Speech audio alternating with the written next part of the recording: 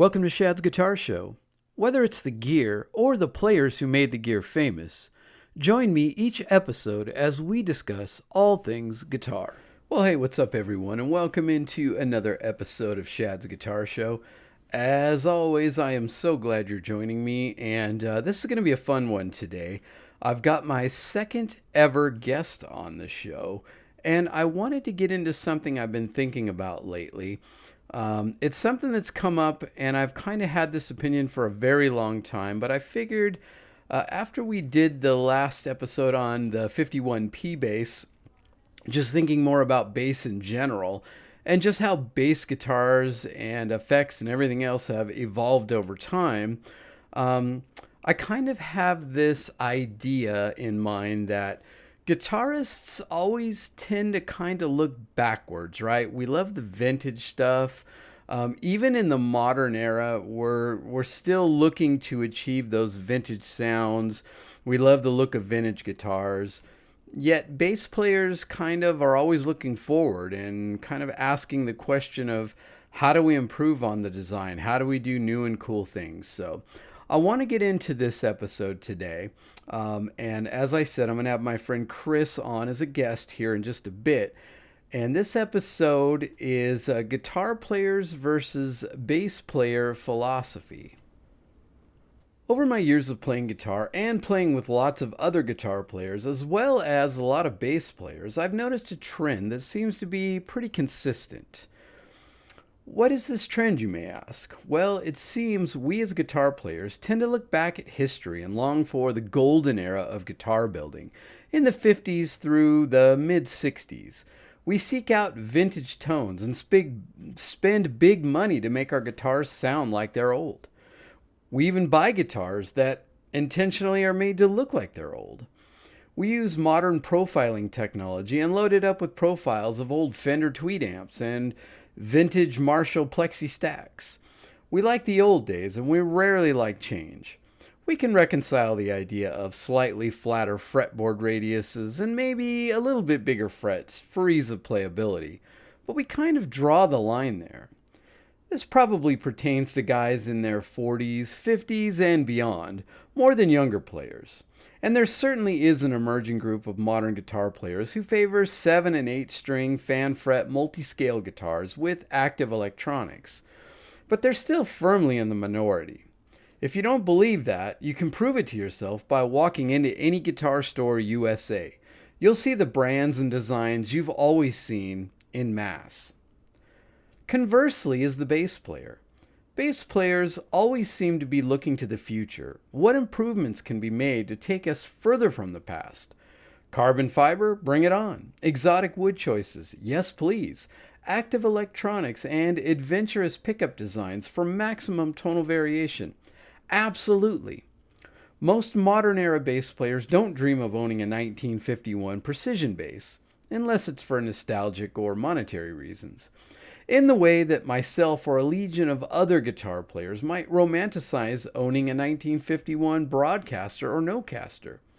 While we covet those old guitars, most bass players covet modern and boutique creations by brands like Wall, Ken Smith, Fodera, Sadowski, Alembeck, Warwick, Dingwall, Lakeland, Modulus, G. Gould, and a host of other names that most of you, like me, have never even heard of. I compiled the list I just rattled off by asking my friend Chris, who's a gear-obsessed bassist. So now that we've established this marked difference between guitar players and bassists in terms of past versus future, we need to figure out why. And to do that, I've enlisted the aforementioned Chris to help us guitar players better understand the mind of a bassist. Now, Chris is a pro-level player and has an impressive collection of some of the high-end basses I mentioned earlier. And he is well positioned to speak for the bass community at large. So let's hear what he has to say. All right, and as a quick aside, we did this interview at church this morning, and I took my handy-dandy little Bluetooth microphones that hooked to my phone, and his was on and working great, fortunately, but mine was not, and I don't know how I missed that, but I've gone through and edited our conversation the best I can to try to get the volume correct. My questions may be a little harder to hear, but I don't talk very much and it's mostly him, so it's all good. So, without further ado, let's get into my conversation with Chris about the mindset of the bass guitar player. All right, everyone. So I'm here with my friend Chris that I was talking about earlier, and he is the perfect candidate to tell us about this gap between the way guitar players look at things and bass players look at things. So I'm going to ask Chris to go ahead and kind of elaborate on this point and tell us why he thinks that bass players are more forward-looking, where guitar players are looking backwards. First off, thanks for having me. It's pretty cool to be, I think, your first interview for the show. Am I the first one? The first guy was Scott. Okay, so there was somebody. Got it. Yeah, you're number two. Number two. So number two, I'll take it. I'll take Not number two. It's interesting. It was when you posed a question to me. It was kind of actually had to go look up of where some things started changing in the bass world, and that would have been in the late '60s when like Alembic came around and kind of the boutique type of instrument. But at the same time, you're still trying to figure out why did bass start evolving more than guitar kind of started doing and continues to keep evolving. And I think a little bit has to do with amplification, also recording, and then probably live amplification during PA, where you're kind of going from bass is just kind of there to now bass can be heard. And not that the P bass or jazz bass or some of these can't be heard, but I think the bass players started striving for more. And when you started getting into active electronics or different pickup arrangements, different woods, bass players, I think, really gravitated towards, oh, this is something different. This is something new. Let me try this out. And it's really, really, I think, continued to push to this day. I mean, I'm seeing stuff every year, something new is coming out for bass that is just like, wow, I never thought about that, or this is a different take on a P or a J or whatever it might be. And it's quite different than guitar, where I think that sound kind of got established such a long time ago that maybe nowadays it's more trying to recreate that sound in a different platform, like a quad cortex or something like that, where you're not using amps. Whereas bass, it's like some of the guys dropped amps long before guitar players did, and now we're kind of just pushing different envelopes. And bass players just seem to be more open to things. I don't know entirely why that might be, but it's just kind of the way it's been here for the last 40, 50 years. And do you think that one of the things that I was kind of thinking about in this whole, thought process was that guitars can kind of cover all the sounds of everything. One guitar can kind of do that in the same way that, like a keyboard, a keyboard player has all those sounds right there at their fingertips, pretty much. With bass, I feel like bass playing has evolved and changed over time from being a very rhythmic, very simple thing to now, in many cases, being very complex. So you really need an instrument that has a lot of sounds available. And I think in the modern era, I can't imagine any working bass player that's out there that wouldn't be playing at least a 5-string bass at this point, right? Oh yeah, absolutely. If you're a working bassist, I would say you're probably going to be playing 5-string quite a bit. Like with us doing worship, 5-string is, I would say, almost mandatory. If you're not playing a 5-string bass, you are missing out on a lot of sonic range. Now you can't do it with a 4, and I try to do it every so often and just play with a 4. But it's it's interesting as far as covering the tones. And you think bass is just bass and it's there, but as you said, the style of bass has changed, where it's gone from this kind of being there with the drums to lead bass. You're talking like an Entwistle or Geddy Lee or Chris Squire or something like that, again, where that tone has to pop out of the mix, where you have to have something different than a P, or usually Geddy, but he used walls and a lot of other basses too to also get that tone. But yeah, bass players have just seemed to have adapted to try to find what they can find to kind of express themselves a little bit more. Yeah, and I think you see now, especially where you have this kind of elaborate pedal board setup to be able to achieve the various sounds you need to, because in the same way that a guitar player wants to sound authentic to the parts that they're covering, the bass player wants to do the same, I would imagine. It's not as if they're like, oh, I just have this one bass sound and I just use it for everything. Especially when you're listening to recordings where maybe the bass player had a very specific effect or EQ setting or whatever. So I see a lot more bass players using a lot more in moving away from amps, because back in the day for guitar too, it was just take your cable and plug it into the front of an amp and then turn it up as loud as it'll go. But I don't think it's that way anymore. So I feel like bass players in the same way are very open to new effects and new kinds of technology as well. Would you agree? I would agree. And also that effects for bass have had to come a long ways, because some effects that work on guitar don't work as well on bass because of the low frequencies that they have to try to reproduce. And a lot of times you can go hit something, all of a sudden all your bass just completely drops out. Well, if you're a bass player, you don't want to lose all the bass. The other thing is getting like cab simulations, trying to, if you're running an ampless setup, bass can sound a little thin, a little anemic, a little just kind of not so good without a little bit of oomph behind it somewhere in that chain. So you are trying different pedals, or like I'm using the Dark Glass Anagram, right now to try to get that little bit more full sound.